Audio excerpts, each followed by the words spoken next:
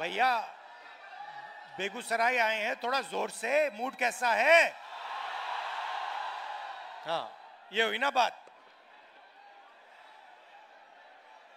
गुप्ता जी प्रधानमंत्री के बारे में कह रहे थे कि 56 इंच की छाती है, मगर सच्चाई ये है कि आदमी में कितना दम होता है वो छाती के साइज से नहीं पता लगता। कितनी बड़ी छाती है उसका कोई मतलब नहीं है। गांधी जी सुपर पावर से अंग्रेजों से लड़े, उनकी कोई इतनी बड़ी छाती नहीं थी, मगर डरते नहीं थे।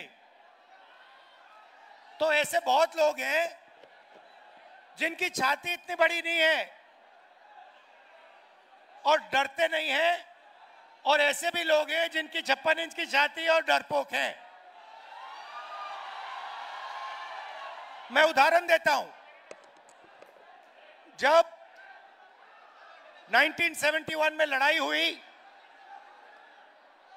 हिंदुस्तान की सेना पाकिस्तान के खिलाफ लड़ रही थी, अमेरिका की नेवी आई, अमेरिका के राष्ट्रपति ने हिंदुस्तान के प्रधानमंत्री को धमकी दी और कहा कि ये सब रोको, बांग्लादेश में जो हो रहा है ये रोको। इंदिरा गांधी जी डरी नहीं। इंदिरा गांधी जी ने साफ कह दिया, देखो तुम्हें जो करना है करो, हमें जो करना है हम करेंगे, और उन्होंने करके दिखा दिया। अभी ऑपरेशन सिंदूर होता है, डोनाल्ड ट्रंप का फोन आता है, नरेंद्र मोदी जो कहते हैं मेरी 56 इंच की छाती है, घबरा जाते हैं, डर जाते हैं। डोनाल्ड ट्रंप कहता है ये देखो सिंदूर बंद करो, और 2 दिन के अंदर नरेंद्र मोदी ने सिंदूर ऑपरेशन बंद कर दिया।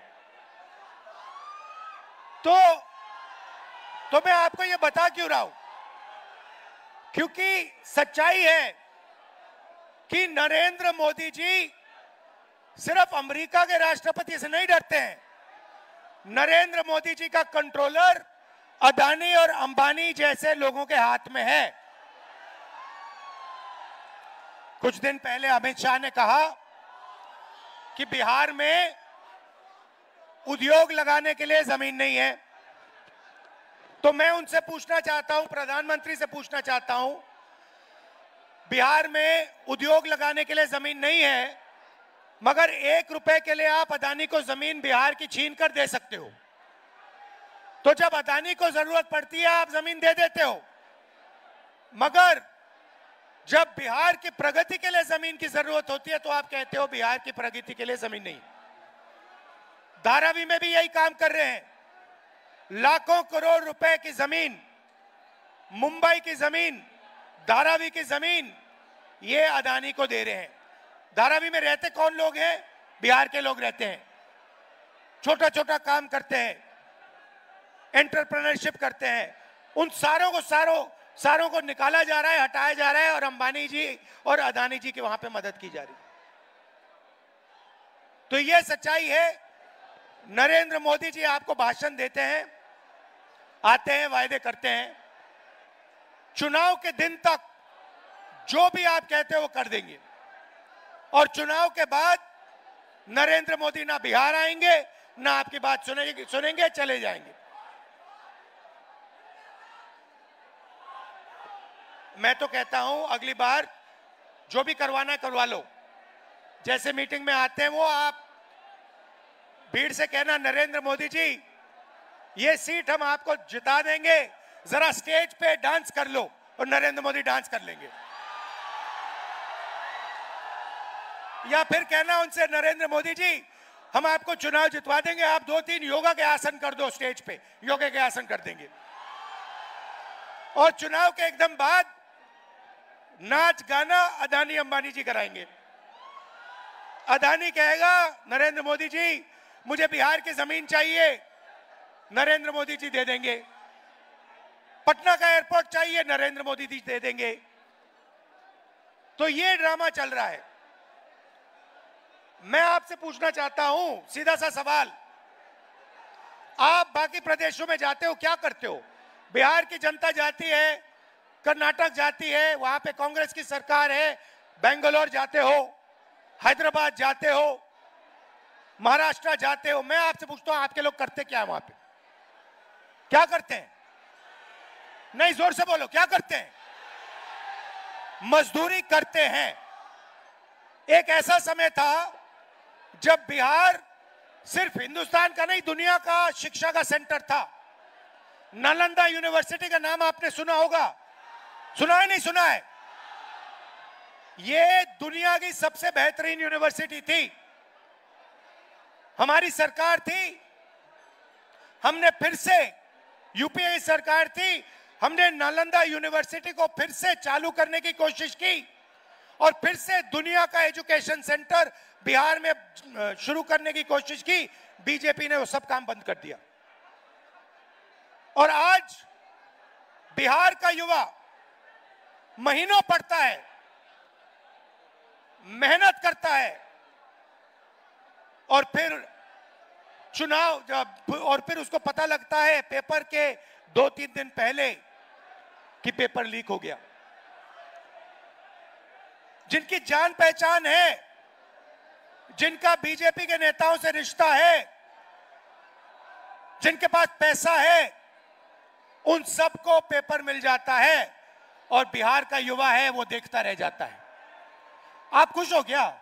आप मजदूरी के स्टेटस से खुश हो क्या? पूरे देश में कहा जाता है, नीतीश जी की मैं आपको देन बताता हूं, उन्होंने आपके लिए क्या किया मैं बताता हूं।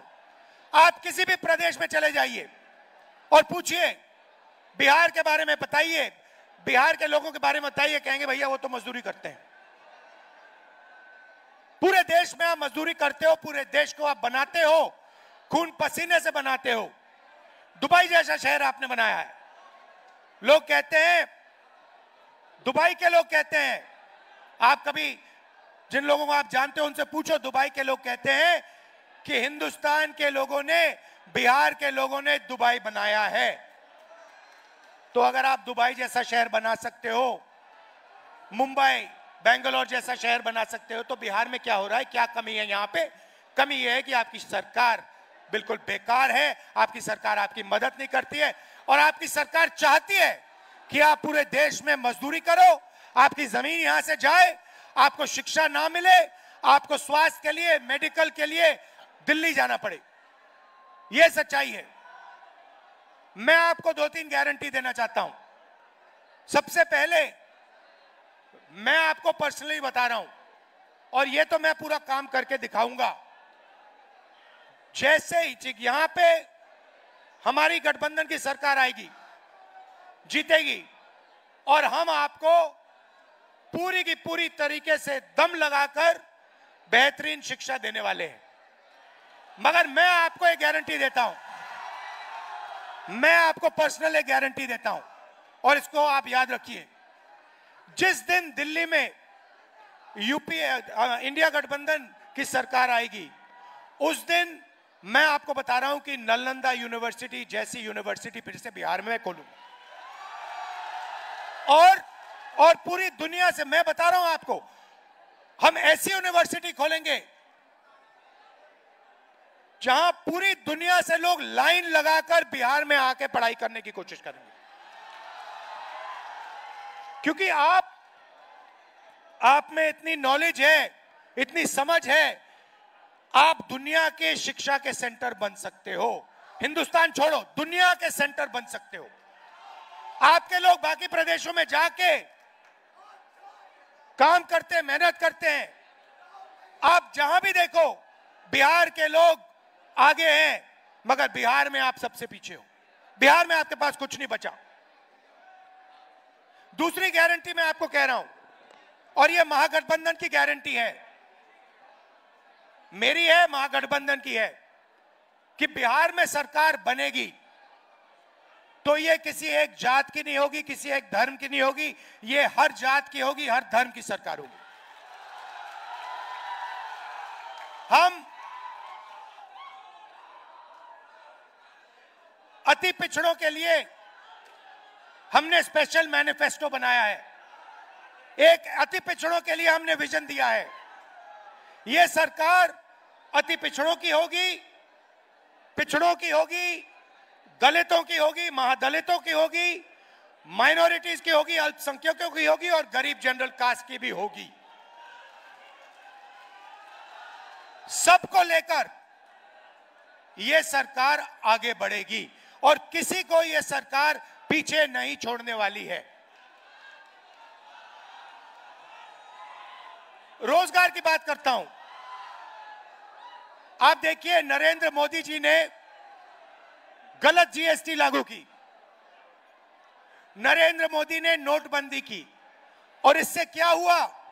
इससे हिंदुस्तान के और बिहार के छोटे व्यापारी, स्मॉल और मीडियम बिजनेसेस, ये सब बंद हो गए। ये नोटबंदी और जीएसटी अदानी और अंबानी की मदद करने के लिए की गए थे। क्यों? क्योंकि जो छोटे व्यापारी हैं उनको खत्म करो, इनको परे करो। हमारा फोकस स्मॉल और मीडियम बिजनेस पे होगा। बैंक के दरवाजे हम छोटे व्यापारियों के लिए, स्मॉल और मीडियम बिजनेसेस के लिए और बिहार के युवा एंटरप्रेन्योर्स के लिए खोलेंगे और सरकार इनकी पूरी मदद करेगी कि आपको बिहार में रोजगार मिले और आपको बाकी प्रदेशों में मजदूरी करने की जरूरत ना पड़े। मैंने पिछली मीटिंग में कहा, आप अपना सेलफोन देखो, शर्ट देखो, पैंट देखो, कैमरास देखो, उसके पीछे देखो लिखा है made in China. Narendra Modi चाहता है कि चाइना में माल बने और उसके जो मित्र हैं अदानी और अंबानी उस माल को हिंदुस्तान में बेचे और आपका पैसा आधा चाइना को जाए और आधा अंबानी अदानी को जाए और उसमें से थोड़ा सा पैसा अदानी अंबानी इनके राजनीतिक ढांचे को दे। यह सिस्टम है और मैं चाहता हूं कि ये मेड इन बिहार लेबल सारे के सारे प्रोडक्ट्स के पीछे लग जाए। मैं चाहता हूं कि फोन के पीछे मैं देखूं, उस पर लिखा हो made in Bihar, made in Begusarai, made in Bihar, made in Nalanda, made in Bihar, made in Patna. और आप ये मजदूरी बंद करो और आपको फैक्ट्रीज में अच्छा रोजगार मिले।